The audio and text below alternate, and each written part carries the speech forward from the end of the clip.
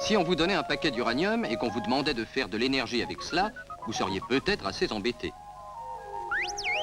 La théorie, vous la connaissez depuis longtemps. Un neutron rentre dans un uranium 235 qui se fissionne, donne de l'énergie, plus d'autres neutrons, etc., etc. Vous savez aussi que ces neutrons-là ne doivent pas être trop rapides. Il faut les ralentir avec un modérateur. Le modérateur, ça peut être du graphite, ou bien de l'eau lourde, ou de l'eau ordinaire. Mais à partir de là, qu'est-ce qu'on fait? D'abord, vous allez mettre votre uranium dans une cuve avec du modérateur. Mais il ne se passe rien de spécial. Pour que ça démarre, il faut amorcer la réaction avec des neutrons. Alors, vous avez aussi une petite réserve de neutrons. Avec ça, direz-vous, ça devrait démarrer.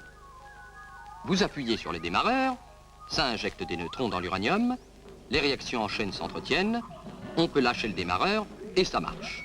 Oui, ça marche. Ça peut même marcher trop vite. Parce qu'un neutron, au départ, va donner une fission, qui va donner 2 neutrons, qui vont donner 2 fissions, qui vont donner 4 fissions, puis 8, 16, 32, etc., etc. Au bout de très peu de temps, il y aura beaucoup trop de neutrons, beaucoup trop de fissions dans la cuve, et le moteur risque de trop chauffer.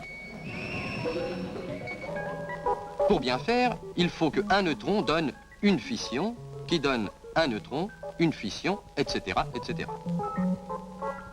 Pour cela, il faut enlever les neutrons en trop. On va ajouter à notre machine des barres qui aspirent les neutrons.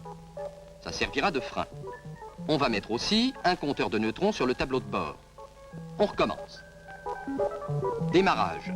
Vous injectez des neutrons, les réactions en chaîne s'amorcent puis se multiplient, le nombre de neutrons libres augmente. La machine monte en puissance. On arrive à la puissance voulue. Il faut freiner. Vous faites descendre les barres. Si les neutrons augmentent, ils sont aspirés. La température, donc la puissance, reste stable. Vous voulez augmenter la puissance, vous remontez les barres. Il y aura plus de neutrons dans la cuve. Vous voulez diminuer, vous descendez les barres. Vous voulez vous arrêter, vous les descendez complètement. Tous les neutrons disparaissent, la réaction s'arrête. Maintenant, si vous voulez vous arrêter très vite, vous avez à votre disposition des barres supplémentaires. Si pour une raison ou pour une autre, vous avez l'esprit ailleurs, et que la puissance se met à monter sans que vous vous en aperceviez, le détecteur de neutrons agit tout seul. Les barres supplémentaires descendent automatiquement. Elles tombent d'un seul coup, tout s'arrête. C'est pour cela qu'on les appelle des barres de sécurité.